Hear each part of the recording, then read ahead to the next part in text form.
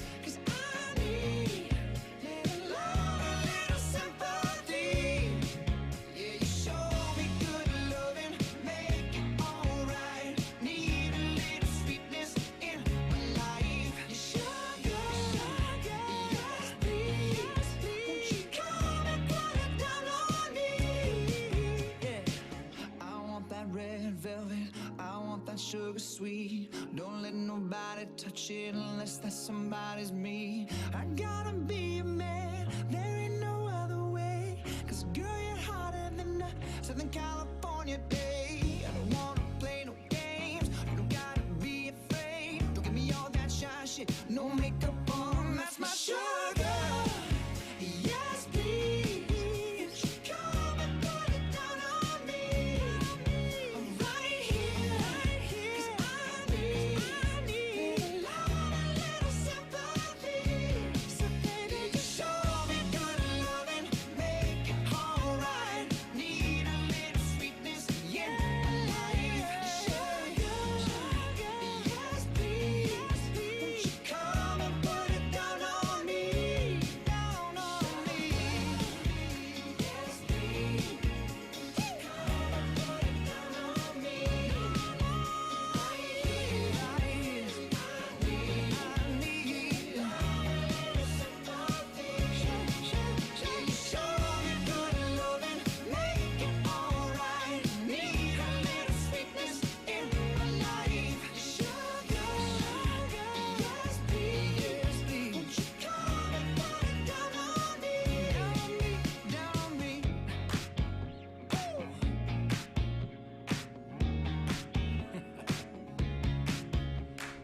Oh no, see you walking around like it's a funeral.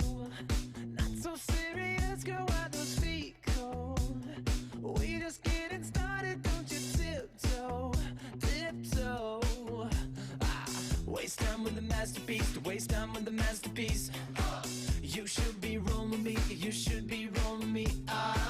You're a real life fantasy, you're a real life fantasy. But you're moving so carefully, let's start living dangerously. Talk to me, baby. I'm rolling up the mirror, sweet, sweet baby. Whoa, let's lose our minds and go. We crazy. Keep on hoping we'll be cake by the ocean. Walk for me, baby. I'll be pretty, you'll be Naomi. Whoa, let's lose our minds and go. We crazy. Keep on hoping we'll be cake by the ocean. Goddamn, see you licking frosting from your own hands. Want another taste? I'm begging, yes, man. I'm tired of all this candy on the dry land, dry land. Oh, waste time with the masterpiece, to waste time with the masterpiece. You should be rolling me, you should be rolling me. You're a real life fantasy, you're a real life fantasy. But you're moving so carefully, let's start living dangerously. Talk to me, baby. I'm rolling up the mirror, sweet, sweet baby. Whoa, let's lose our minds and go. We crazy. Keep on hoping we'll be cake by the ocean. Walk for me, baby. Walk for me now. I'll be pretty, you'll be Naomi. Whoa, let's lose our minds and go. We crazy. Keep on hoping we'll be cake by the ocean.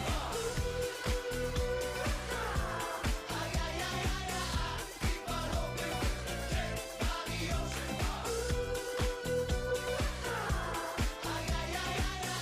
Keep on hoping we'll be cake by the ocean.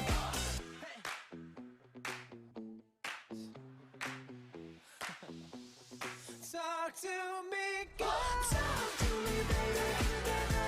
I'm rolling up the mirror, sweet, sweet baby. Whoa, let's lose our minds and go. We crazy. Keep on hoping we'll be cake by the ocean. Walk for me, baby. I'll be pretty, you'll be Naomi. Whoa, let's lose our minds and go. We crazy. That's right. Keep on hoping we'll be cake by the ocean.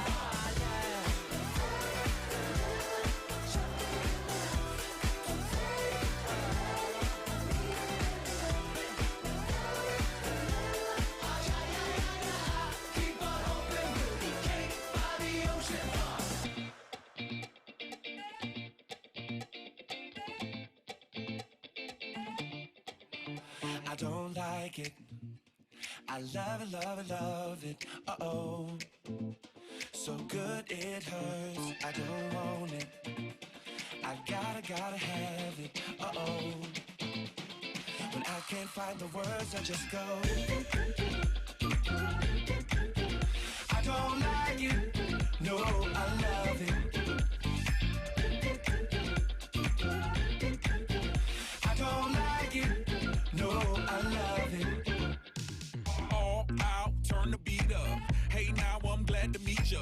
Turn up, girl, blow the speaker. Yeah, think about it now, blow the speaker. I'll speak louder, let's get wild tonight. Billionaire bottles, we just down. I'm like, ain't no problem, all my roads are right. Alright, alright, I don't like it, I love it. I got another coming in my budget. I got an anaconda in my trophy. Don't push it, cause I'ma hit it till I jackpot. That's right, wax on, baby, wax off. Act right, we can put it on the black card. All night and I'll spend it, cause I don't like it. I love it, love it, love it. Uh-oh. So good it hurts. I don't want it. I gotta have it. Uh-oh. When I can't find the words, I just go.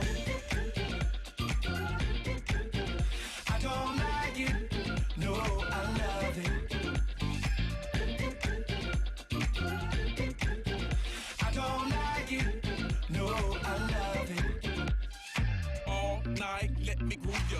Dance with me, turn down for who, girl? Another round to help us step the moves up. Yeah, but that round need a measuring ruler. Celebrate life and I'll pay for it. Like a body nice next to my tongue for it. Yeah, party all right, let's all aboard. Let's all aboard, all aboard. I don't like it, I love it. And the other girls, they can't touch it. Competition, that's a whole nother subject. I wanna walk it out in public. You a star, baby, just know. Let's go to the mansion or the condo. That's go, perfect time, gotta let it flow. You know I'm watching, cause I don't like it. I love it, love it, love it. Uh-oh.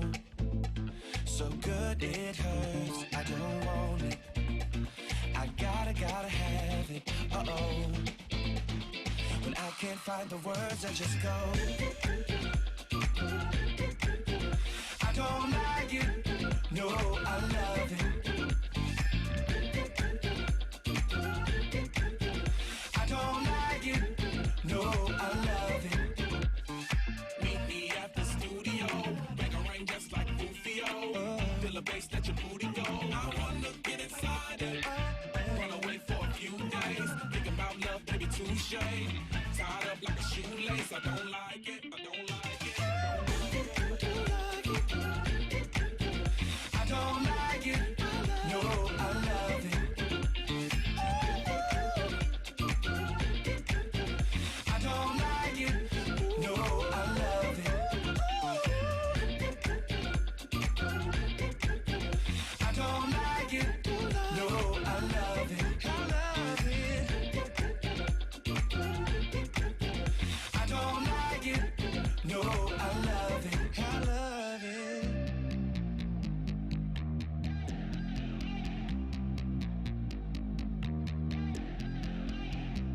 Electric lights blow my mind, but I feel alright. I never stop, it's how we ride, coming up until we die.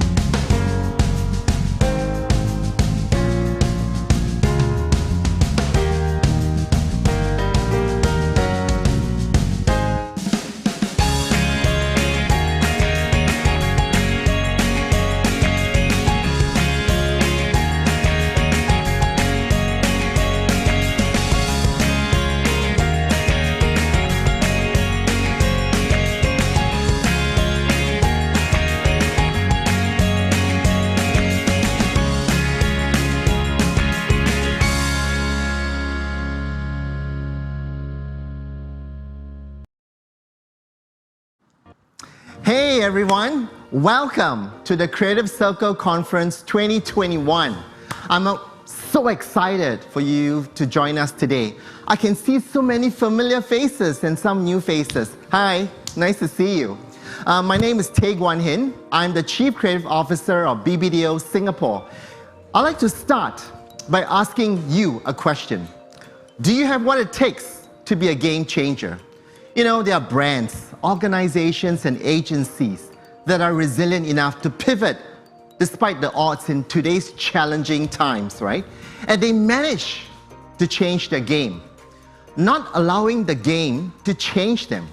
So today, we're privileged to have not one, but 4 game changers who will share their journey, tips and secrets so that we can all learn and be inspired to change our game.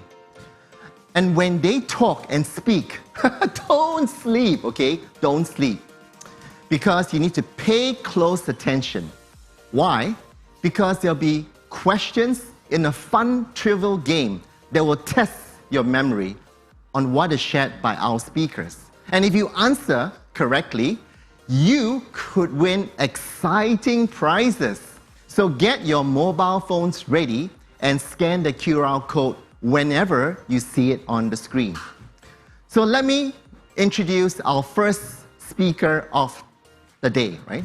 I first met Natalie Lam in AdFest when she was invited to be a speaker for the Tomorrow Business School that I was organizing. I'm so thrilled that she has agreed to be here with us today, and you're in for a very special treat because she's invited 2 special guests in the network to share with us.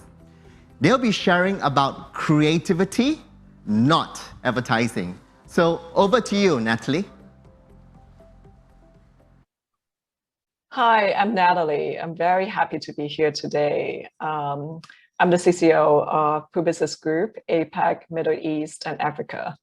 I've been on this job for about 8 months, and then I met some really amazing people. And today I dragged 2 of them to share some great work within our group and their own personal projects, because we all are obsessed about this idea of being creative rather than making ads.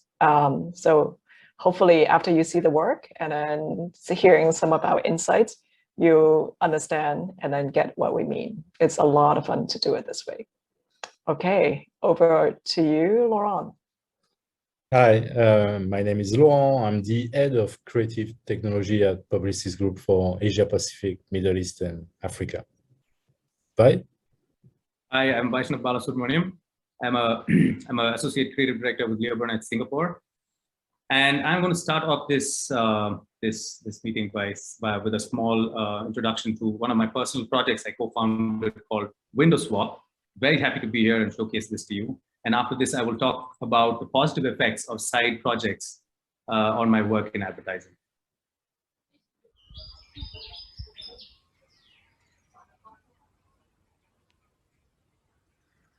Window Swap allows people to log on and steer out into someone else's view instead. To beat the quarantine blues, if you're tired of the view from your window, you can check out the view from others all over the world. A new website called Window Swap.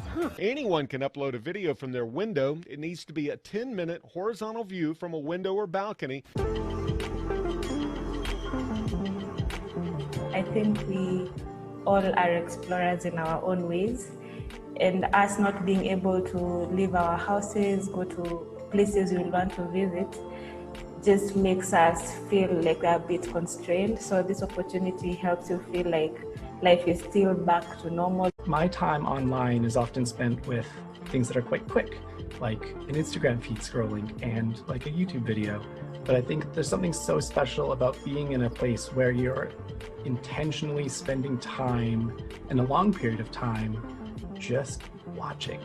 In Mumbai, India, a steady rain drizzles in a park. From a balcony in Lüneburg, Germany, a family splashes in a pool. And the view from an apartment in Sao Paulo, Brazil, shows a sunset over a construction site.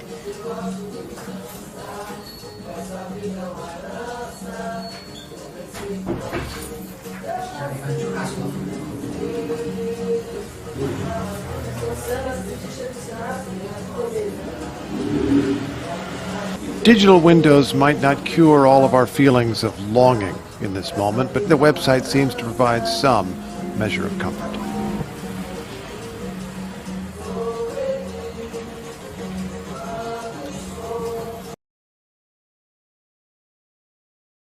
Well, that is Windows Swap. Hope you guys get a chance to visit it sometime.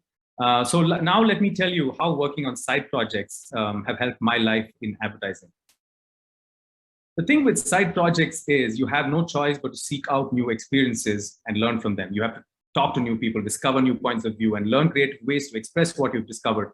The risk and reward is totally on you. So in advertising, new ideas are a product of new experiences too. So thanks to side projects, my mind has always been sharp, and I have a ton of these great ideas I gather along the way that I can use in advertising.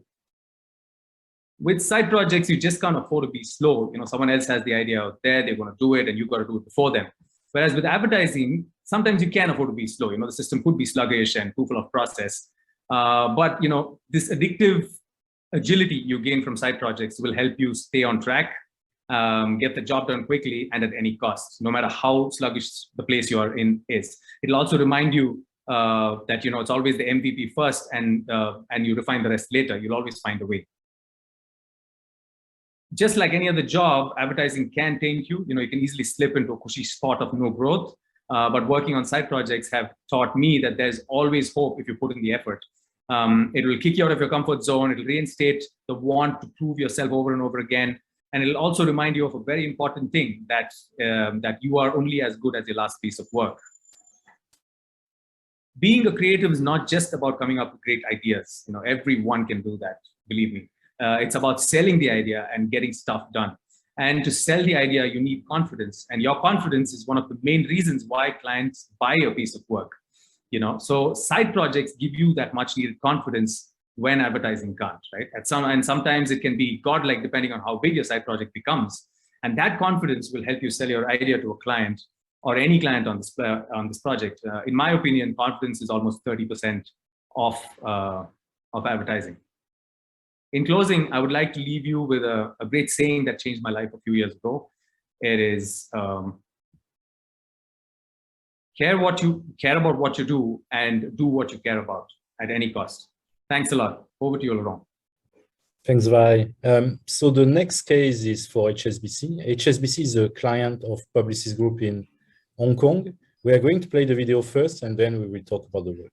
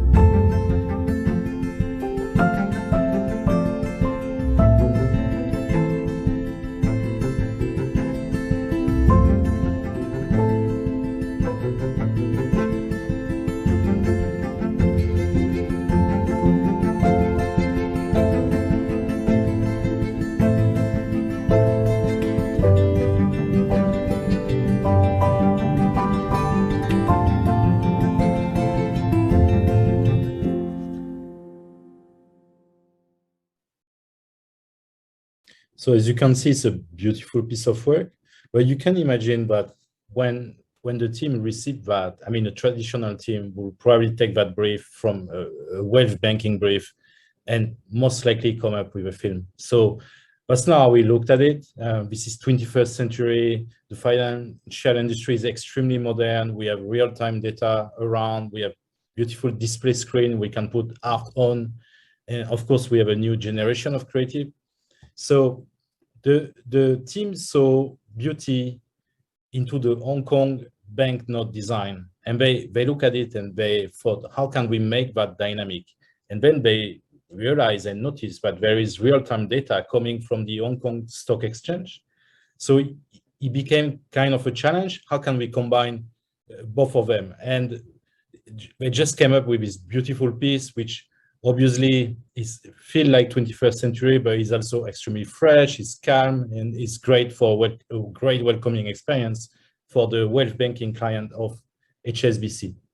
The difficulty with that kind of project is to bring them to life. So from selling them to actually making it, it's a different process than you will do for a film. You have to be able to sell a vision. You have to show references, but that vision needs to be something that you can achieve because you have a great team. So you also need to sell a team, and that team will go beyond the traditional art and copy duo. You need to bring engineers in the picture because there is dynamic into the art piece. So it's a great collaboration in between these three disciplines, but allow the team to actually bring that to life. And the engineer we brought in the project were not your typical engineer. They were engineers that had a great sense of aesthetics, so that they were ensuring that the vision was respected once executed. So the conclusion of this project is that it's extremely important to always balance the idea with the execution. A great idea with a poor execution doesn't work, right? In this case, there's a very strong balance in between both sides, and this is why it should be on all digital projects. So, Natalie? Great. That was a really cool piece. So the last piece that I want to share is beyond advertising, right? We could have made a film, but we did a lot more to that to create actual impact. So it's what we did for McDonald's during Ramadan to help separated families in Singapore to connect with their families in Malaysia virtually. Please log on to McDonald's Singapore's Instagram account right now. Oh dear, am I going to cry? You will. Oh no.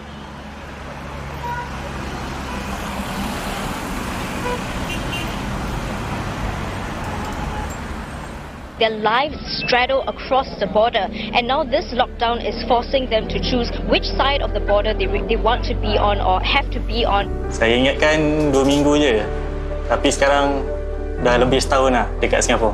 Ramadan tahun ni amat berbeza lah bagi saya sebab tak dapat berbuka semeja dengan keluarga.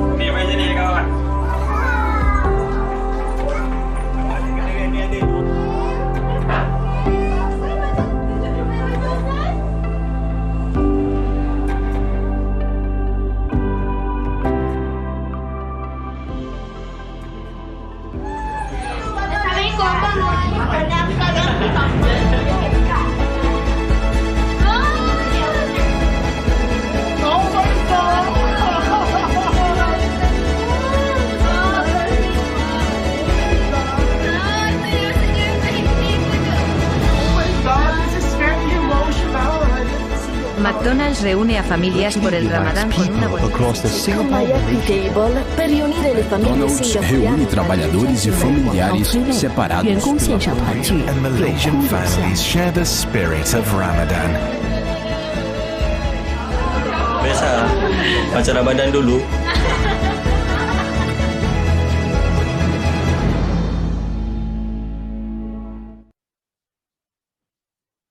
Well, when I first saw that piece, it really moved me. And this is another case where the client was not expecting this. But we use our creative thinking to think of how do we really solve the problem in a very, very effective and moving way, right? Because that's at the end of the day, what we would love to do for our clients, our brands, and then also our audience. So this is yet another example of think creative and not think of an ad.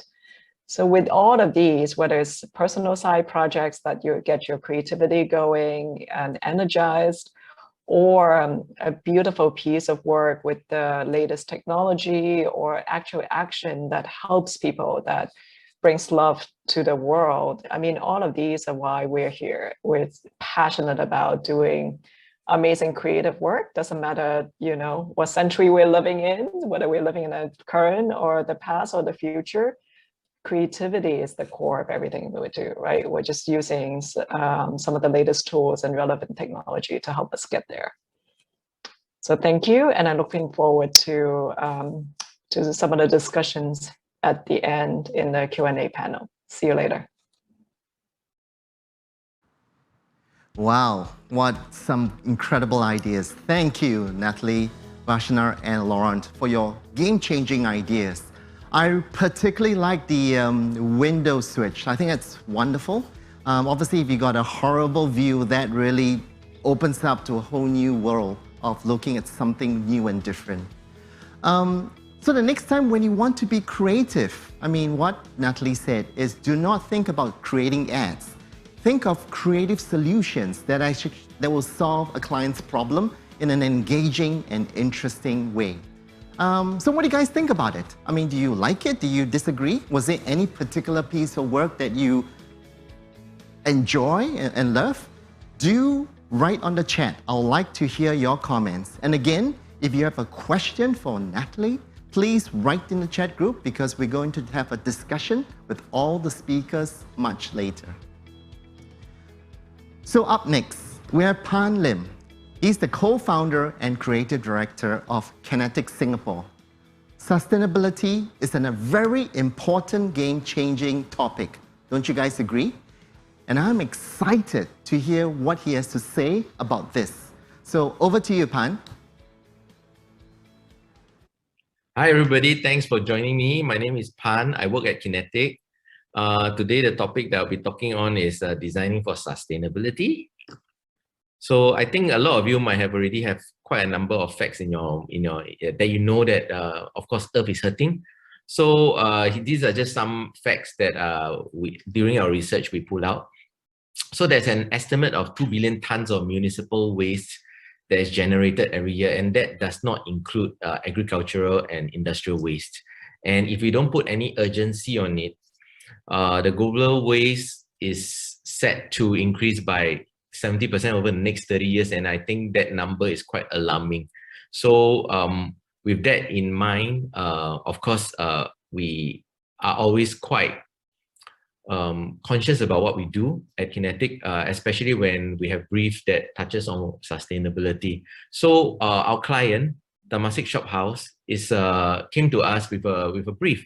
So Temasek Shophouse is a social impact hub that houses Temasek Holdings non-profit entities and co-working partners. But one of the main goals is to inspire an advancement in sustainability and community. So as part of their Temasek Shophouse inaugural launch, we were briefed to start an exhibition for them in their space. So quite naturally, the topic will be on waste and sustainability. And the idea that we were before we start on any idea, I think it's quite innate of us to think of the challenges first. I think that's how we work in Kinetic. So we will think about how do we bring the message across, that's number one. And you know, there's a bit of fatigue in this topic. You know, for years and years, people are talking about sustainability, and why after decades people are still talking about it is because it's obviously a difficult question, a difficult problem to solve. But then if there's fatigue, how do we bring across a different perspective? And we studied and we realized, right, a lot of it is because we humans, we are just lazy lah. So we have this thing about, everything must be convenient. That's why when you go tapao your food, okay, people give you in plastic bags, styrofoam boxes, and spoons and whatnot. It's because it's very easy, it's very convenient. However, this culture of convenience is really contributing a lot to waste. So we thought, how do we bring across this idea of convenience and challenge the idea to let people rethink about the word convenience and what should we use as a representation? So that inspired us, and that was in the end our solution, to create a not so convenient store. So it's probably the world's first convenience store to promote inconvenience, and we thought that was gonna be, you know, cheeky, attention grabbing, PR worthy, so to speak. Convenience. It's a big part of modern life. Unfortunately, so are its effects.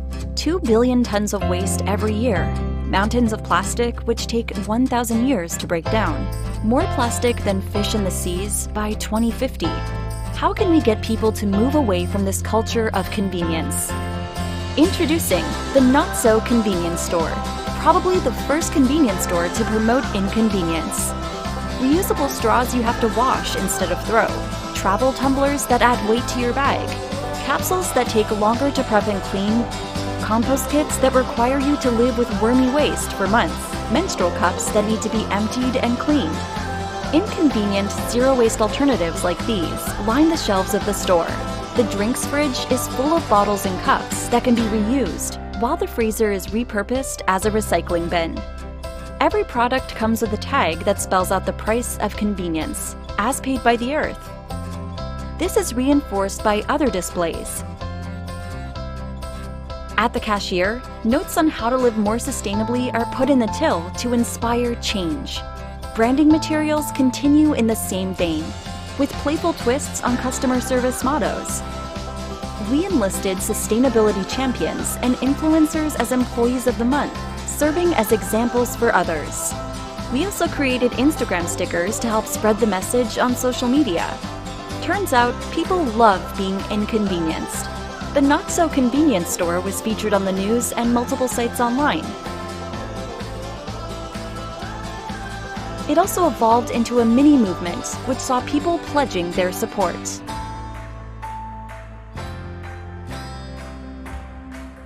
You don't need to be a hero to bring your waste down to zero. Find out more at the Not So Convenience Store.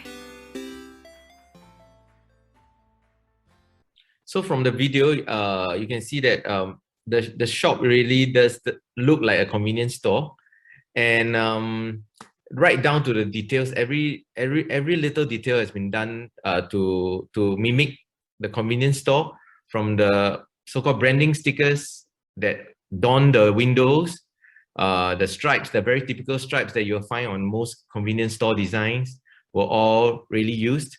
Even like our operating hour stickers were also up, but the messaging were all based on sustainability and based on our campaign messages. And you can see that even the point of purchase materials are all done in a way where it's just like a convenience store price tag and whatnot. But upon closer inspection, right, you'll see that especially the price tags, they have little details that have twists. We have shelves that also feature some hero products, and very much like how a shop is supposed to be. And we have fridge, but inside the fridge, instead of like, you know, drinks and whatnot, we really had reusable drink bottles and cups just to connect the idea. We also had a freezer there, a freezer that is for us to collect e-waste from consumers to put in. Then in the end, we will be taking those e-waste to the respective places to properly dispose of, if not recycled. And back to the price tags, right? You can see that this is one of the best parts that I like about the project. Is about the price of what the earth is paying, which is the price of convenience. And the price of not so convenience will be the price tag of the products that we are selling in a way. So in this twist, I find it quite fun. Yeah. For the shop displays, we are also very cheeky about it. We have messages like "must not buy," you know, that kind of thing. So that is quite. I mean, when you look at it, you put a smile on the face. Yeah, and we inside our cashier also we have messages. Instead of dollar notes, we put in notes that are on waste and sustainability messages, and we have buttons instead of coins for people to take as well. And of course, not forgetting posters, in-store POP and whatnot. Illustration was done in a very cheeky style. It's supposed to be fun. The reason why we did that was because we feel that while dealing with a topic that is dry, and we should make it a bit more approachable. So and that was our so-called our strategy in a way. And the headlines are all very cheeky, instead of, you know, sorry for the inconvenience, but we're not, no, things like that. So it's all taken to a new level. Customers come first, just not here, things like that. Then we have These are people that we work with, influencers and sustainable heroes that we call them employees of the month. And during the course of the exhibition and activation, they were on board, either sharing on social media, or if they are around the area, we'll get them to come down and do some workshops and whatnot. So it becomes like more than just an exhibition, you know, it becomes a lot of interaction as well. Yeah, and we have a wall there with a slot that you can actually throw in all your reusable bags that you do not want, and we will either bring it to a body where they sort out all these reusable bags and use it to either recycle or give it to the needy. Yeah, and the thing about us working on projects is we usually like our projects to be able to scale from a small kiosk to a big shop. I think that will allow us to further the project in the near future. We even have a dedicated IG page that we set up, and from time to time we still post information about what we do. Instagram stickers that people can use. And of course, not forgetting a lot of Singapore companies that are actually promoting sustainable goods. So we work with them. These are some of them. The list is still growing, and their products are actually very, very good.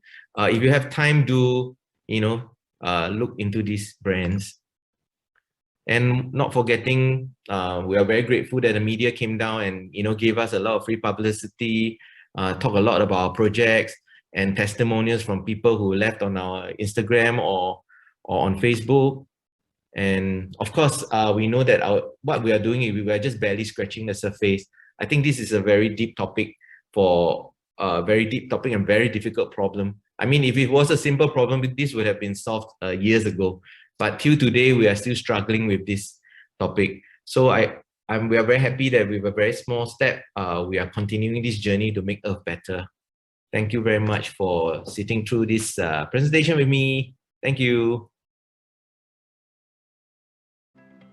Hey, thanks, Pan. I mean, this incredible piece of work not only won a lot of industry, recognition, this excellent creativity won this year's President's Award. Congratulations, this is a fantastic piece of work. I think what Pan said, right? This is a very difficult topic, but he made this inconvenience store so approachable. And I thought that was a wonderful way to, have a really nice game-changing idea. So again, type into the chat your thoughts about what you just heard. Listen, it could be a word or expression. We just want to make sure you're heard. And or a very simple takeaway that you've learned from this particular session. And if there's any questions for Pan or any of the speakers, do write into the chat. Again, we're going to have a panel discussion to discuss how we can create game-changing ideas. Up next, we have Uma. Uma and I worked together for many years in JWT, right? She's now a renowned speaker and a best-selling author. And guess what? She started her own agency. Yeah, in the pandemic, she started an own agency. I'm so proud and very, very happy for her. She'll be sharing her game-changing ideas about dating your imagination and shopping in an unreal world, right? So Uma, the stage is yours. Winston Churchill said, never let a good crisis go to waste. I think you'd all agree that when COVID started, a lot of brands, advertisers, agencies, and people thought, oh my God, this is a crisis. Well, we've been in crisis, thought we saw the light at the end of the tunnel and said, yay, we're out of crisis. Then it was wave 2 of COVID, surprise. Many waves and many lockdowns later, here we are today. It's going to be year 2 of COVID to the world. So whether you did bad or you did good during this crisis, today now, as you're listening to me, I want to help you not just get by, but thrive in the situation you're in. Whether you're a marketer, an agency, or a young creative, especially if you're a young creative, wondering, is there hope for advertising? Is advertising the right sector for me? Where can you play? What can you do at a time like this? A very wise man told me, Jonathan Briggs, he was the principal of Hyper Island, where I did my master's in innovation and technology. He told me that the relationship between the agency and the client is like that of a dater, right? A person going on a date. And the agency is basically the dating coach. The customer, consumer, target audience, they are the prospects. The brand wants to date them, and the agency is giving guidance and advice to the data on how to date them. Guess what? The first rule of dating is, it's being where the prospects are, the chicks, the dudes, whatever gender or non-gender you gravitate towards. You can't be sitting in a bridge alone hoping they'll come to you.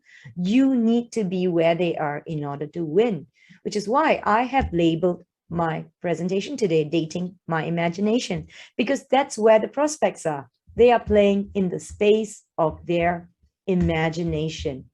So while the world went into lockdown, there was another universe that the consumers played in, right? You're in your four walls, you're sitting down in a room, but your mind, your imagination, your heart, that desire to see something that's beyond you, the virtual world, the world of your imagination, it expanded at the speed of the universe. Everyone from grandparents using Zoom to keep in touch with family, who would have thought, to kindergarten children starting to attend classes online. All of these shifted to new digital experiences. The pandemic accelerated the adoption of digital solutions, but not digital solutions as we know it. Unique new digital solutions. You can't meet face-to-face, so brands substitute for the in-person experiences by investing in AR and VR to make products and experiences feel more tangible. According to IDC, worldwide spending on AR and VR will grow from 12 billion in 2020 to 72.8 billion in 2024. Overall, 90.9 million people in the US will use AR at least once per month, and either triple or quadruple that in APAC and China. Whoa, now that's a big number. So what does this mean? This means that while brands have traditionally talked to the five senses of consumers, now it's time to appeal to the different senses in the digital world. The sense of imagination, a world where you don't have to touch, feel, and taste. Well, at least not yet. I know there are haptic gloves, and soon we are going into Ready Player One world where we can feel and taste everything in the virtual world. But this is a world where even in the virtual space, when we go into our gaming and when we go into our AR and VR, it evokes emotions, and it's worked, and brands are playing in the space. Brands that have been boldly playing in the space have benefited. On the next slide, I'm going to talk you through some of these points and examples and principles and shifts that have happened in both brand and consumer behavior that help win as the digital world expanded. Now, the first point, once we focused on the power of storytelling, staying home and watching endless amounts of content, that's made us as consumers very picky. When we want good storytelling, we don't go and look to a brand. We go to Netflix, Hulu, and HBO. What do consumers want? They want a great experience. When, in the middle of COVID, some brands came knocking and asked us to do work for them. So we went to Facebook and we said, so what's been working for you guys at this time? What are some of the data you have that shows this scores are really high? Consumers are spending time with this. And they said brands that create an experience that allows consumers to spend time and mingle win versus brands that create expensive films with beautiful storytelling, because the social media space is full. It's full of so much content. You need to be novel, different, and unique in order to grab attention. I know it contradicts everything you and I have been taught, but as new senses, digital senses are being developed, we need to evolve in our branding and appeal to the next generation of consumers. So luxury brands have been playing smart in this space. And here's an example. Louis Vuitton created an AR and VR experience. When the store was locked down, you could pass by and scan and enjoy new attractive facades on your screen just holding up your phone. They had pop-up stores on the street that allowed you to enter via AR. The same experience was followed through via an online store which allowed full virtual buying. Put on your goggles and walk into the store, and you can start picking up products off shelves, entering rooms like you're in a real mall. Amazing, right? And Gucci helped you see what shoes look like on your feet wherever you are with whatever outfit you're wearing. Now, I would buy into this. Not amazingly new, but incredibly useful, very good user experience. And when I'm sitting in my room and I can't go to a nearby Gucci store, what do? I take pretend pictures of my pretend new fancy Gucci shoes, and I share them with my friends and say, look at my new Gucci's. And soon my friends will be envious, asking and wanting to buy the same pair of shoes. Very, very shareable, which brings me to the next point. From being influenced by famous people, we are now having virtual characters influence us. I don't know about you, but when the world went into lockdown and I didn't see much celebrities, I remember waiting for the next episode of Flash to come out months later because of COVID. Nothing was out. And then like 10 months later, something came out. But during that period, during those 10 months that I was waiting, there was a revolution of anime and virtual celebrities were kicking ass. Now look at these two, Lil Miquela and Immigram. I follow them. They're so real and they've got big fans and they're driving sales of products. And I had the chance to create with my agency and my creative team this idea of virtual influencers, pastel and neon, for a colored contact lens brand for Johnson & Johnson. The brief was for a campaign. We created a whole new universe, 2 characters, their entire environment, their world, their wardrobes, even their pets, to complete the look with each colored lenses. People bought it for the packaging and the style and the look, and it became a TikTok challenge in China, and it was really, really popular. Now, the next point that I have is from selling products to selling virtual art. So what's virtual art? NFTs, non-fungible tokens. It's the new product experience for brands. Actually, I should say from brands. Here are some great examples of your favorite brands dabbling in NFT. In its digital debut, Coca-Cola teamed up with 3D creators of Taffy to host an auction for special edition virtual loot boxes of NFTs. The partnership in celebration of International Friendship Day saw the beverage company recreate one of its iconic vending machine. And when you opened up the vending machine, there were so many surprises, including the bubble jacket that are featured here. And the best part, all proceeds were donated to Special Olympics International, which has been a Coke partner for over 50 years. Now, this is my final example. Gucci has been amazing when it comes to bold digital experiences.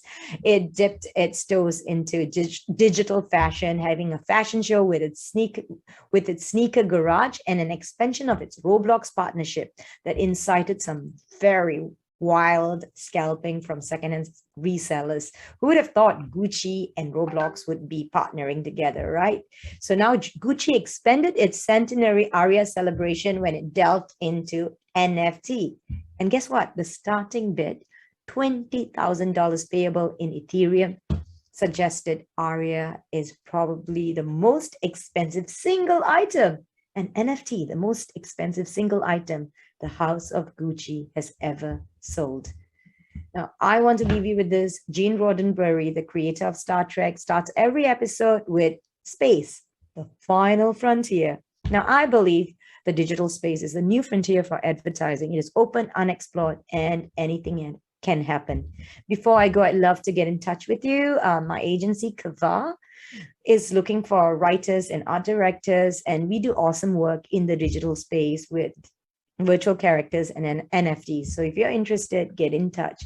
And finally, I have a book available on how to navigate the pandemic as a brand or an advertiser. Thank you very much. I hope you benefited from this session. Thank you, Uma. Wow, the digital space is indeed the new frontier of advertising. I love that quote from Star Trek. As you can see, there are tons of great game-changing ideas you shared.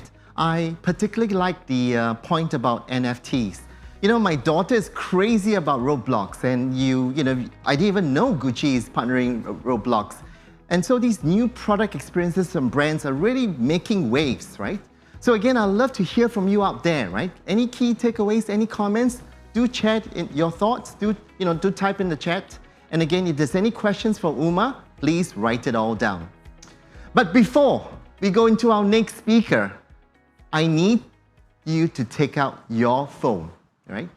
Now is your opportunity to scan the QR code on the screen and join us in this game, right? So now, please come and play this incredible, fun game.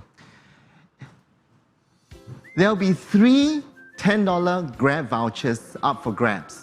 You can use this for rides, right? Take a ride to your favorite restaurant and makan place. Or take your family out during the Christmas holidays and shop till you drop. Or you can use your Grab vouchers to order food to be delivered, right? The yummy laksa that you've always craved for, or the nasi lemak. You know, if you paid attention just now, this is your opportunity to win these Grab vouchers. Special thanks to Stellar Ace for sponsoring this. Now remember, I want you to enter your real name for this competition. Hey, don't use fake names like Blur Like Sotong or Kanchong Spider, okay? We won't know who you are. So if you enter these fake names, you're not going to win. We need to identify if you win a prize. So are you ready to play the game? You guys ready? Okay. Do you have your phones ready? Take out your phones. There'll be 5 questions, okay? So here's the first one. Wait for it.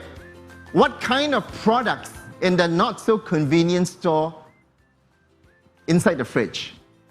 Okay? Is it bottled water? Is it reusable bottles? Is it reusable bags or compost kits? You've got 10 seconds. 9, 8, 7, 6, 5, 3, 2, 1. Time's up. What's the answer? It's reusable bottles. Who's got it right? Okay, now here's our second question. Wait for it.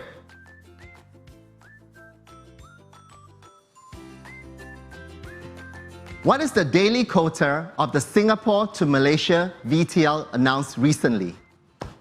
Is it 2,700, 2,800, 2,900, or 3,000? Let me think. Well, you can try and Google if you're fast enough to make it within the time limit. I mean, surely you could do that. 3, 2, 1. Who's got it right? Anyone? It's 2,900, okay? So here's the third question. Get ready, okay? Which luxury brands shown earlier incorporate the use of AR? Is it Burberry? Is it Louis Vuitton? Is it Longchamp or Rolex? You've got a few seconds to think about this, but make sure that you're quick in answering the answers, okay? Here we go again. 3, 2, 1. Did you get it right? Time's up, okay? And the answer is Louis Vuitton, my wife's favorite brand. So now for the fourth question, okay? You ready? What do the price tags in the not-so-convenient store display? Is it the place of product origin? Is it Singapore dollars? The price of convenience? Or Malaysia ringgit? Again, quickly, see what sort of answers you're going to get. Let's see, now we've got it. 6, 5, 4, 3, 2, 1. And the answer is the price of convenience. I think that's quite an easy one. If you didn't get it right, you really were sleeping. And the final question is this, right? If the person is born in 1995, how old will they be today, right? I mean, if you can't get this right, I'm sorry, you need to go back to primary school, right? Is it 25, 26, 27, or 28? Okay? And you shouldn't take so long to answer this, right? This is just such an easy question. 3, 2, 1. And the answer is 26. So who won? Who won? Who are the 3 top winners? Let's see. Wow. Do we have a tie? All right. Congratulations to our top 3 winners, okay? Please contact our admin in the chat box to find out how you can redeem your prizes. Congratulations. I hope you had a lot of fun and you would be able to write in all your questions in the chat group for our final panel discussion. The last speaker of the day is Werner. He's the Senior Vice President of Social Media from Media Monks. He's one of the best planners I've ever worked with, right? And today, he's sharing a game-changing creative process that delivers fantastic work for their clients. It's called Creative API. By putting creativity into the heart of the process, fantastic game-changing work happens. I shall now pass over the time to Werner. Hi, I'm going to talk a little bit about how the way we work can help to change our game. And I really love the theme of this conference. The reason I like is less so because it talks about change, but because it implies that each one of us has ownership and is an agent of change, which means we can make change work in our favor. And this is relevant because we're seeing a lot of change. Culture keeps changing, technology keeps changing, where we work has changed already, the types of companies competing for briefs has changed, and so on and so forth. So there are many areas in which change is happening, creating both challenges and opportunities. Today, I will focus on a very specific and impactful change for everyone in the creative industry, which is the type of work we need to deliver to our clients. I see more and more briefs that have very similar objectives to what I used to do a few years ago, but are completely different in the way they need to be solved. For example, a couple of weeks ago, one of our clients came up with the following brief. The job to be done: promote a new line of computer monitors, RTB, higher refresh rate, so okay, good. And then came the deliverables. They wanted a branded Fortnite map, they wanted a social media paid campaign, influencer marketing activation, live stream, gaming, tournament mechanics, and execution. So this is very different to the briefs I was involved in maybe 6 or 7 years ago. And there's no reason to think that this is an outlier, because we get this type of brief all the time now from electronic companies, car companies, FMCG, travel companies. Everyone wants to make full use of the creative capabilities of each digital platform. So integrated marketing communications means something completely different now. Integrated marketing used to mean TVC, print, POS, and maybe digital.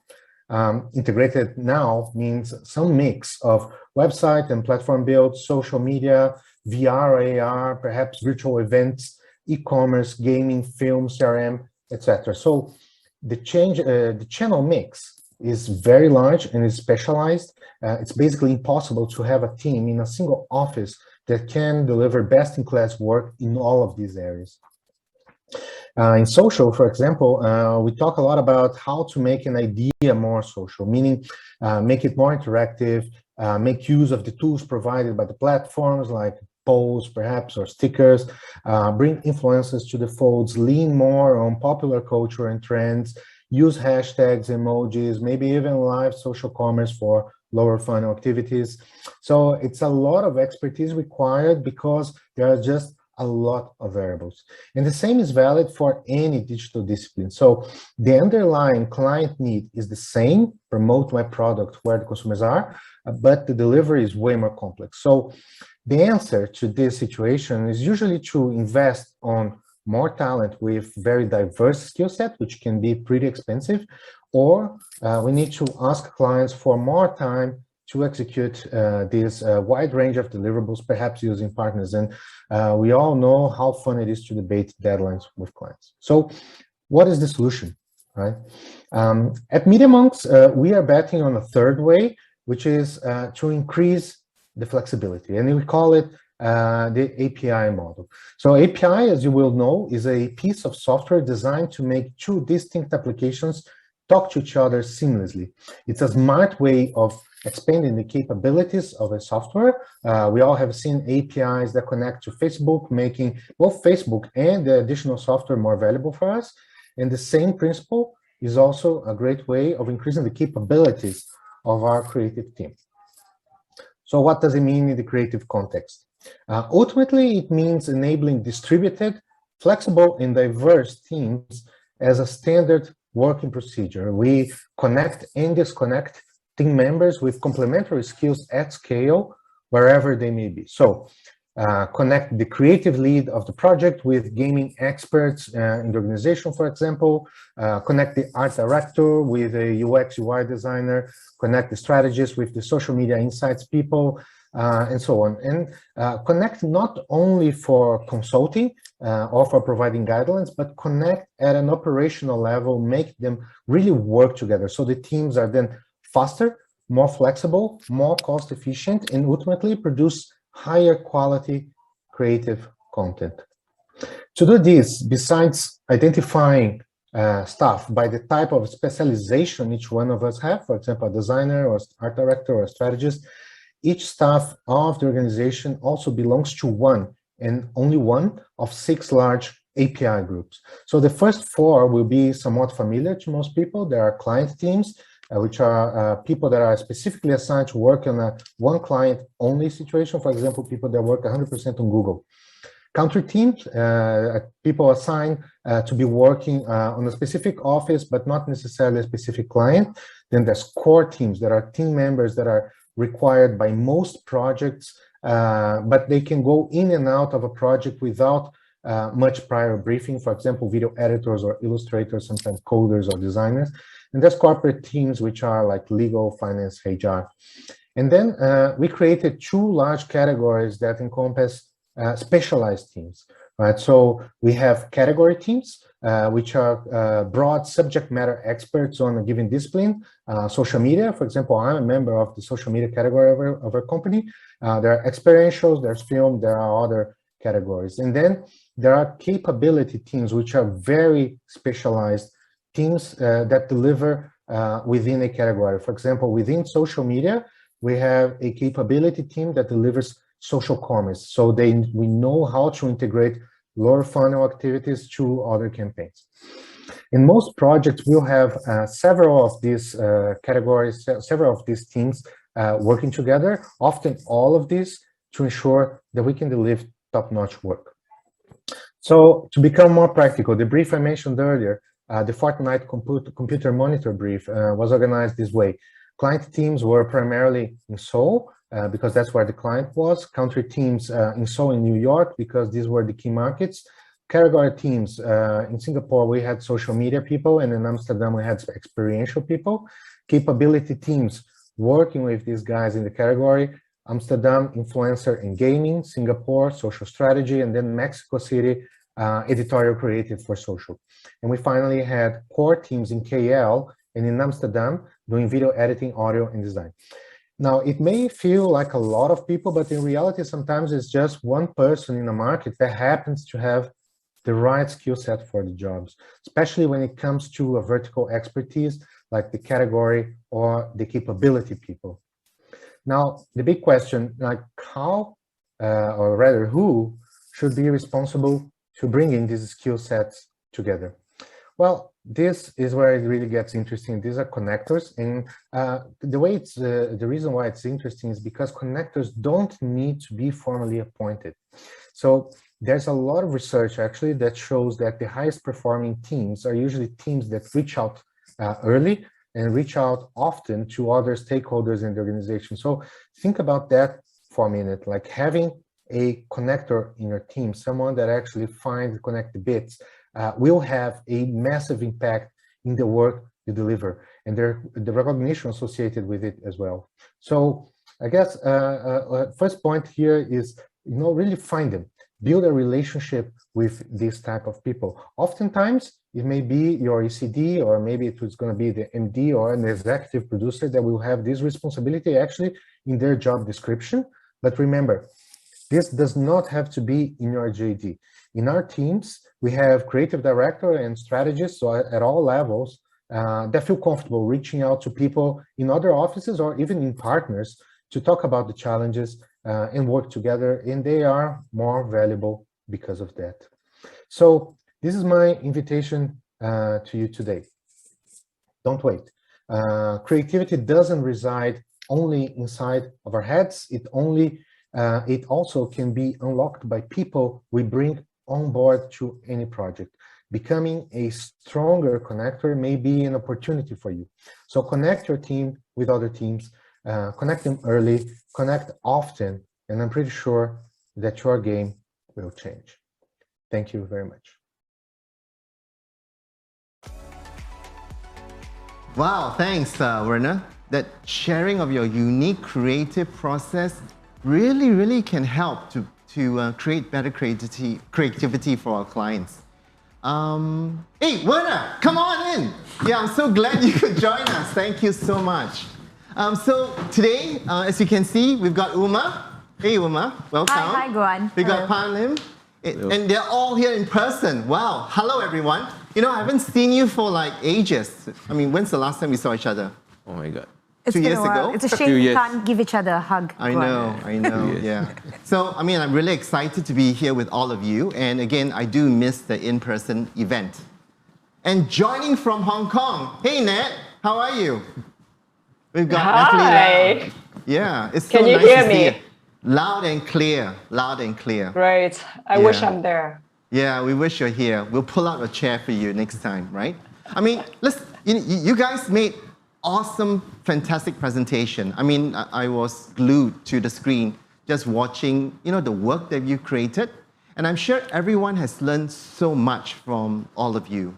So today, I mean, right now, we'd like to, if you don't mind, just ask a few questions and kind of dive into the panel discussion. So, Nat, could I just start with you? To those clients who, really want to do ads, what would your advice be? And how can they use creativity to, break out and solve their business problems?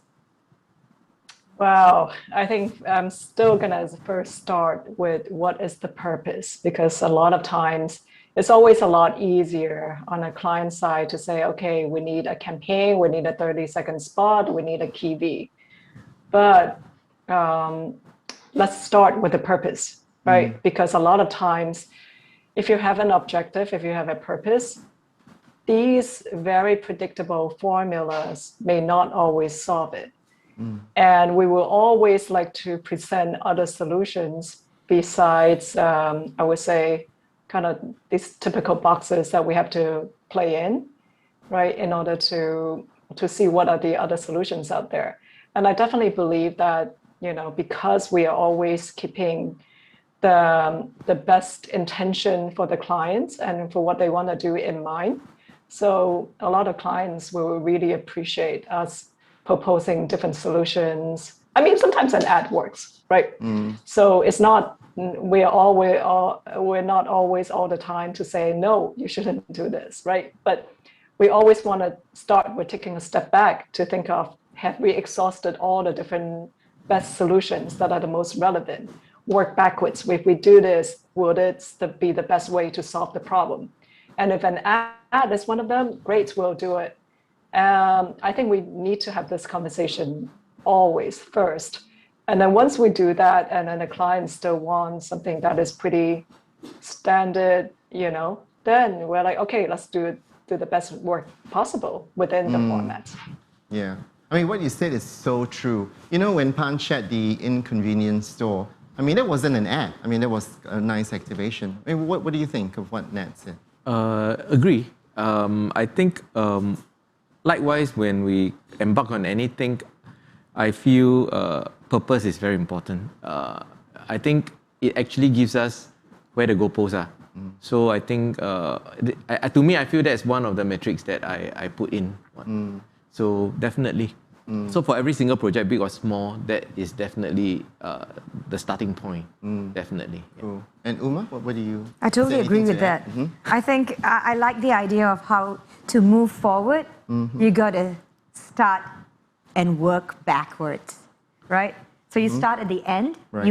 What is the objective, right? What do you want? What is the end result you want to achieve? And then you start moving backwards and then thinking about the creative thing you want. Because as advertising folks, I think, especially as creatives, there's this, we're all guilty of going after what's shiny, versus going after solving the problem. But really, I think as I mature as a creative, and the first thing I want to tell young creatives when they start is, think about solving the problem. Don't think about how you can make use of the shiniest thing you saw yesterday. Hey, I mean, we worked on many different projects, right? And you are the brains, you're the planner. What sort of advice you can give? Yeah, I think a lot of times the clients that are worthwhile keeping are the ones that want to be challenged as well, that go to the agency because the agency can actually think from a different perspective, and that many times will entail go towards challenging what the deliverable is. And I think that's how we can actually aggregate a lot of value, not only to the immediate job that we're doing, but to the relationship and to the business, and as a consequence to our careers as well. Okay, that's good. That's good. So let's move on to the next question. Yeah. So Werner, let's start. You shared with us, right? We all know that creative, the agency process can really hinder the creative thinking, but process can also be built with creativity in mind. And I don't think a lot of briefs were set up that way. And your creative API is a great example. So maybe if you could just share with us, or to the clients, or to the brands, or to people listening in, what are some of the challenges you face when it comes to setting up teams, right? And ways of working to unlock creativity? And can you share some practical tips that agencies and organizations can do immediately, like tomorrow? Yeah. So the biggest challenge by far is just is stagnation. People are the inertia is a really big thing inside advertising agencies as well. I mean, it's weird to say that, but that's the reality of it. So the tip really is don't wait. Right? Don't wait until the project is far ahead and then start thinking about who you might bring in to collaborate. Don't wait for someone to tell you that you might want to look for someone else to collaborate. Don't wait until the brief comes to start trying to build a network of people that might complement your own skill. Right? So I guess the point really is, do this constantly and just take initiative. Initiative is one of perhaps maybe even the most important thing that we can bring to work every single day, right? And if we have attitude and if we have the right mentality and basically add brains in this way, we don't have to do creativity alone. Then we become kind of a hive, right? And that's for sure is going to help us develop creativity in our jobs and in our lives even. Right? Yeah, I feel like, in the traditional model, it's always quite hierarchical. I mean, there's an ECD, there's, the CEOs making all the calls. But I think in today's world, it's all about collaboration, right? I mean, Uma, what do you think? I mean, how do you work in a new agency? Firstly, we try to do away with traditional ways that advertising models work, right?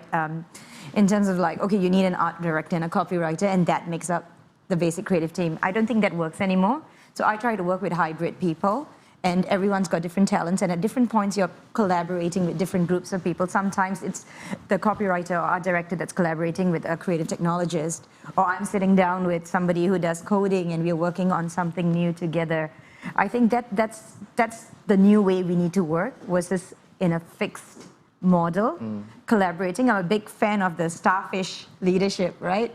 Where instead of having hierarchy, you've got everybody doing different things, and sometimes you learn from each other. And when you lose one little tentacle, a new one can grow, because it's easier to do that.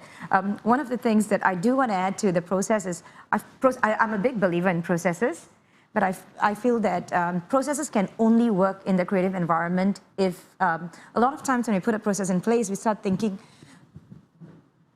the objective is the process is to follow the process. No, the objective of the process is to get to an end result, to become more creative. Yep. If we think the objective of the process is to follow the process, at any point where we fail to follow the process, or we miss the process, or don't do the process according to the process, we start thinking, oh my God, you failed.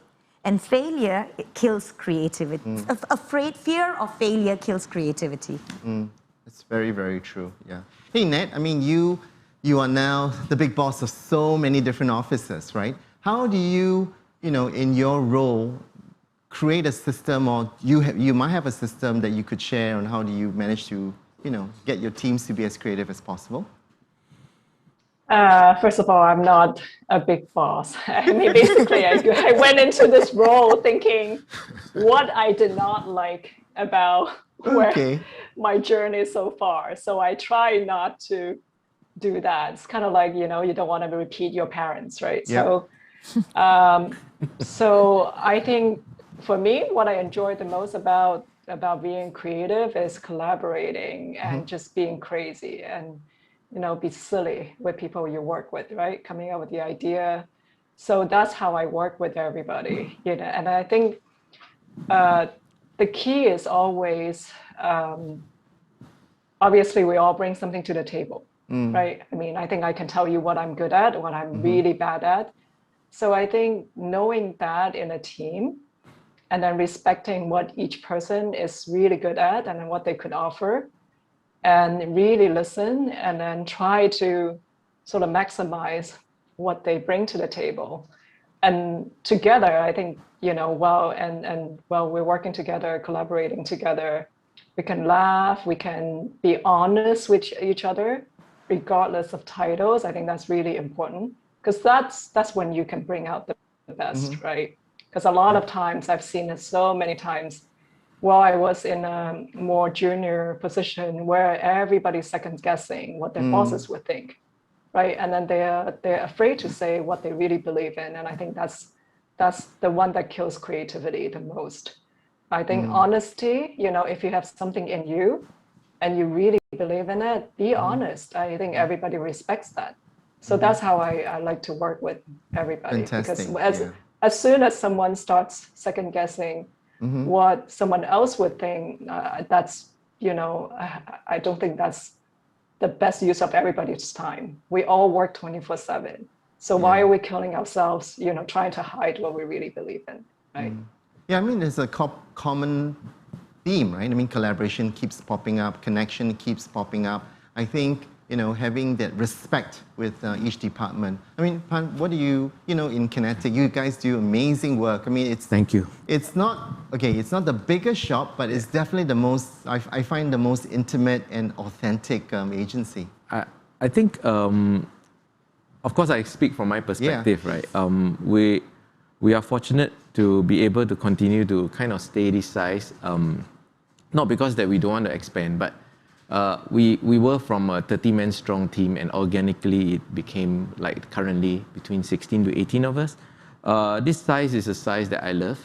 Why I say that is I feel that I'm able to talk to everyone every day. When you come to a size where you can't really have lunch or dinner with people, then people start going out in groups. And when people start going out in groups, they like to talk. Then when they like to talk, they talk about each other. Then there'll be so many teams working on different projects, then people will talk about, hey, what do you think about that team's work? Then, I mean, if the talk is always positive, that's great. But, as humans, nothing is always positive. So I kind of find the sweet spot that I like, that even we go on company dinners, I can have 2 big round tables and they can bring their spouses and whatnot. We can still go around and we can still chit-chat and we can still behave like family. So that's my starting point. So I don't usually hire the most talented person on the team. I want the best person in terms of collaboration, in terms of mindset.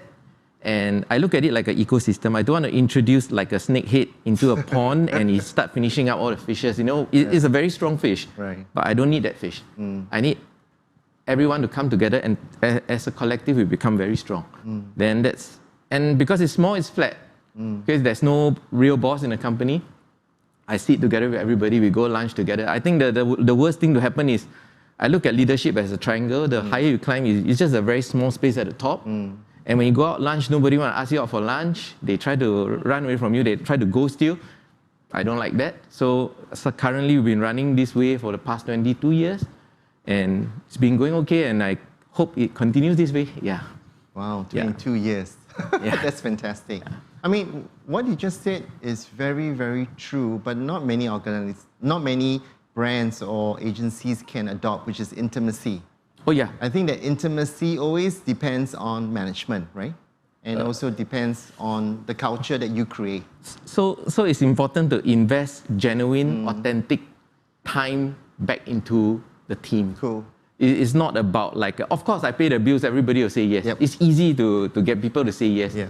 But do they say yes out of no choice or because they really do respect that decision? Yep. I think that part is important. So I'm very clear about earning instead of getting. So yeah. Cool. That's fantastic. Me. That's me, yeah. Yeah, thanks so much. So Pan, I'd like to talk about what you presented, which is about the, how can brands get involved in sustainability and how can that become the next frontier for brands, right? Wow. Okay. And how, because there is always this issue of, companies not wanting to do because they feel like they do a bit, but they can't continue. So how do you make it more purposeful? Okay, so before anything, I want to caveat first. Of course, I worked on quite a number of sustainable projects. I read numerous articles, but that still does not make me a subject matter expert. So I will just share based on what I know. Okay, so the thing about this is, I think generally, if you ask anyone, do they know that there's a climate change issue? Everybody will say yes. But how many of them will truly say that, okay, tomorrow, I'm going to make a change, I'm going to, do less of this, do less of that, and try to save the earth, right? I think that's the hard part. So I think looking at this, I think usually it's a combination, right, of activists, meaning young people. Largely, a lot of young people are very concerned because, of course, it's their future. Like people who are of a certain age group, when you talk to them about climate change, they don't really kind of affect them, So I realize this pattern as well. So when you talk about brands, there are some brands who really take this quite seriously, and there are some brands who feel that to adopt this, it's not that they don't want, I think it's huge disruption into their operations. So I wouldn't say how I think brands can do it, but I work with clients that really have really walk the walk and talk the talk. One of them is like CDL, City Developments Limited. So they are like, if I'm not wrong, earlier this year, they were listed as Global 100 most sustainable corporations in the world or something. So I think in the whole world, Singapore, they are the only company representing Singapore. And they came in top 40, which is a huge thing, right? So of course, I work on projects with them. I didn't know so much about this aspect of it, but I can see that every project, if let's say it's a new development, they will talk about materials, is it sustainable, and how do you bring down carbon footprint? And the other thing is, of course, affecting us will be every time we are designing the communications, they will ask, is this brochure necessary? Is this brochure FSC, the paper they have chosen that is very nice, is it FSC certified? If it's not, please change it. Then you are only given back the same range of paper again, which are FSC certified.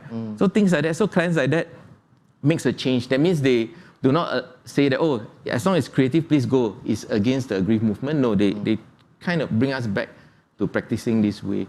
So I think brands can do that. And talking about will brands ever change? I think Chinese have this saying, right?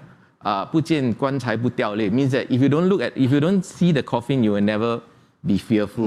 I think we are still in the early game of not early, we can see that climate is changing, but one day when it's so hot and you know that if no one do anything, we're all going to die with skin burning. I think all the corporates, all the brands will all do something. So to me, it's just an issue of when. So, I mean, that's all I have to say. Look at the latest COP. It's all coming together and brands need to do something more about it. For Media Monks, for your clients, for your brands, do they take this topic pretty seriously? Or They do. And I think what we are seeing, at least, is like many clients now, they have the understanding that they are fighting skepticism, brand skepticism, right? So greenwashing is a very big thing, right? So when they start talking about sustainability with us, basically they usually have already done quite a lot to change the way that they make their products. Beyond, having a partnership with an NGO, they actually have something that is actually the way that they do business is more valuable because they are being sustainable, right? So, which in my experience is also like the kind of thing that makes people really believe that you're serious about it. Are you making money out of it? If you are, it's a good thing. If you can be more sustainable and make more money, of course, that's proof that it's going to be serious. I think there's also another aspect to sustainability, which is inside the industry as well. I mean, sustainability is triple bottom line, right? So the world, community, environment. So, but the people, right? So I think the creative industry is quite has to be more aware of, especially mental health. So I see this as something that agencies are starting to talk about as well, and I'm really happy that that this is actually being done not only in Singapore but around the world. People are starting to the companies are starting to pay more attention to the mental health of their employees as well. Yeah, I mean brands need to, I mean nowadays if you look at any sort of organizations, if they don't have a purpose or meaningful sort of goal, it feels consumers might not want to buy their products. I mean, Uma, you worked with many brands. I mean, do you believe by doing good is good for business? I think you can do good and do well, and it's so important. Actually, I could just hear Pan go on talking. He feeds my soul. You know, we all talk about sustainability, and then here he is. He's got these real projects, and I think sustainability is so important because I was just speaking about it, and I had to do a lot of research on what happened during the COVID period, right? During the last 2 years, we talk a lot about Gen Z, and they also call the pandemic generation, and the majority, the crux of them, are between the ages of like 17 and 23, and this is the generation that's going to decide and determine what the new normal is. This is the generation that's going to be affecting brands when you step out there and you're going to sell stuff in this new world that we are entering, a world that's still taking shape that we don't quite recognize. And this is a generation that's decided that equity, equality, going green, and the need to take care of the environment is important. These are your new target audience. If you don't care for what they care for, then you're going to lose them. You're going to lose your customers in the future. Agree. Yeah. Hey, Nat, I mean, in terms of the clients you work for or the work that you've done, how many percentage of them do believe in this? Or do you have any examples in terms you'd like to share? Wow, that's a tough question. I don't know about a percentage. Sure.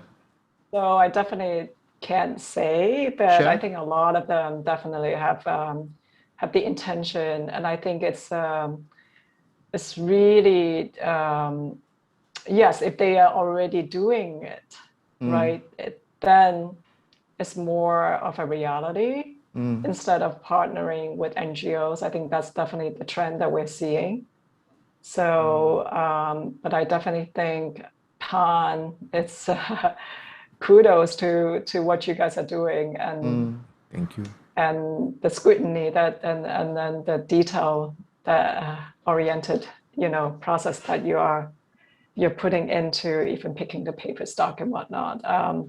Yeah, I think a lot of our big brands have intentions, and then for example, I'm already seeing in the auto category, because we have so many car brands within the group, a lot of them are really doing work that is about a sustainable green future. And actually in the Middle East, they're building not a lot, they're building some future cities that are completely powered by AI and like super high tech.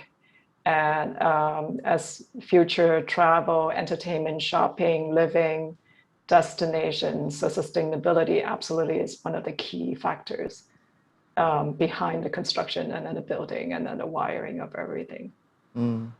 Fantastic, thanks, Nat. Thanks. I mean, this is a really, really important topic, and I don't think we spend a lot of time discussing it.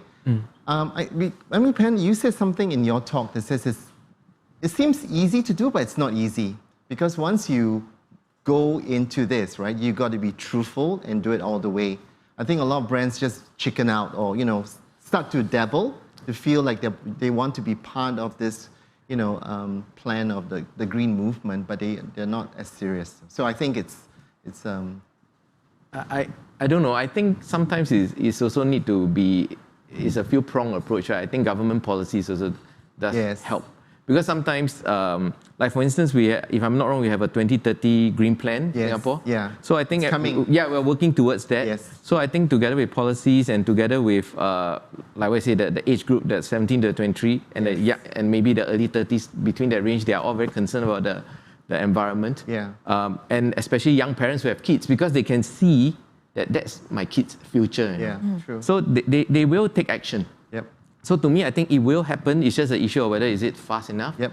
And like what I say, it's easy to understand but hard to do. Yeah, agree. So yeah, I don't know. I personally, I think if so many geniuses out there still can't solve this problem, I think it's not so easy.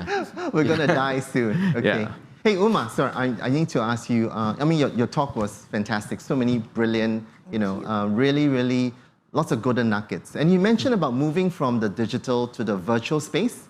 And obviously right now, the catchphrase, with everybody's talking about the metaverse, right? From Facebook. So what is it exactly? And is there a definition of how brands can play in this space? I thought Guan asked you a life-changing question. Now he's asking me a life-changing question. Okay, so the metaverse, right? It's funny, Guan, because the moment Facebook announced that they're going to be called Meta, but everything's so vague, I call my friends at Facebook and I ask them, hey, so what's the metaverse? Can you tell me? Yeah. And the guy who runs the creative shop, Rafael Guido, he said, you and a million other clients want to know. I'm so busy looking at these emails and trying to answer all these questions. But I did my research and spoke to a lot of people in this area who are investing tons of money. And this is, in a nutshell, I'm going to try and help everybody out there, right, understand the metaverse very quickly, right? It's not a full understanding of the metaverse, but just to give you a little bit of a scratch on the surface. So internet, okay, think of it this way, right? You know Internet 1.0. What's Internet 1.0? You pay to go online, to use Google to search, to get on the internet. Internet 2.0 is where you become the product, right? And then you've got social media and Facebook, and advertisers pay to get your data. You're paying in a way because you're using it and your data is being... Sure. That's the exchange. Internet 3.0 is where we had it a few years back, where people started creating content and they got paid for the content they created. So people are paying, you are being paid. There's that whole economics of things happening. Internet 4.0 is multiverse, right? Oh my God, I'm using all these Marvel terminologies. I just love it. Okay. You can tell you're a science fiction geek. So yeah, I'm a geek. Okay, I am a geek. No matter how I dress, I'm a geek.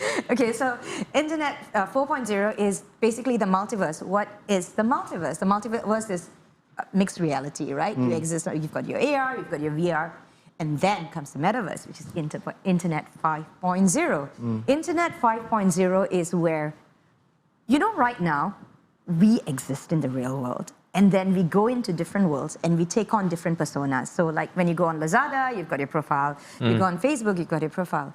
But the idea is for this to be, the walls to be removed so that you exist like Ready Player One and you can just transition from one world to another as you are. You have your full identity. That is the objective and understanding of the metaverse. Facebook has the power to do it right now. They've got 2.69 billion users, if my data is correct, last I checked. And they own 4 out of the 5 top social media networks, which basically the first point of moving from one world to another without changing would be without changing form, right? So imagine having an avatar. Everyone recognizes your avatar. Everyone knows when Ready Player One, Parsival is here, Parsival's in this world, Parsival's there. Everyone recognizes your presence in whatever social media platform you go onto, whatever e-commerce platform you go onto. Sure. That is the world that we're trying to create with the metaverse, where you can exist as a whole identity in the internet universe without needing to log in and log out to use the different. So that's basically it. Wow, oh my God. Pretty intense. Yeah, but I hope I gave it to you very easily. Pretty intense, yeah. Damn good, yes. Hey, listen, I mean, we're running out of time, but I do want to ask you guys one last question, if that's okay. It's a very simple one-sentence question or one word, right? What does it take to be a game changer, okay? So maybe I'll start with Natalie. What does it take to be a game changer? How come I always go first? Okay. Because you're a game changer, Natalie. Oh boy. Okay. I think the game changer is always always question what else can you do. So you're never reusing what you know how to do. Yep. And staying in a comfortable spot. Nice. Cool. Werner? Yeah, I kind of go along the same lines. For me, the word is initiative, right? Don't, as I was saying, don't wait. Like there's always, if you think of something, go ahead, do it. Don't wait for people to tell you okay or not okay. Like just prefer to ask for forgiveness than for permission. I think that's the spirit of how you can change the way you think, the way you do things. Yep. Great. Fantastic. Pan? Not in a word. Set your standards really high and just keep trying. Yeah, that's to me how you will eventually change a game. Nice. Yeah. Cool. I think crazy. Because look at Elon Musk and Einstein. Einstein looked crazy. Elon Musk has been called crazy. I think as long as the world calls you crazy when you're aiming for these big things and you don't care what anybody else thinks and you go for it, that's how you are a game changer. Fantastic. Wow. So everyone, you heard it. Be brave, be crazy, be courageous, be adventurous, be different. Don't ask for, don't apologize, just go for it, right? And take a big risk. Be a game changer, everyone, because the world is already full of followers. Well, it's been an amazing experience and with all of you.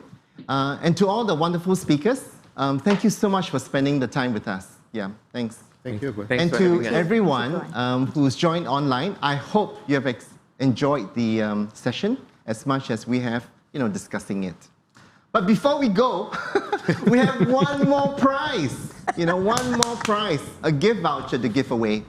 And this time, it's a very, very easy activity, right? All you have to do is type in the chat group what you love about today's session, right? And the lucky winner will be picked by our admin, so it's not the four of us. So you can't blame us if you don't win. So be as creative as possible because you've heard some amazing insights today. So once again, a big thank you to Stellar Ace for sponsoring the vouchers. In the meantime, from all of us here in the studio, thanks for joining us. We'll see you again at 6 p.m. for the Gong Award show. So take care and stay safe, everyone.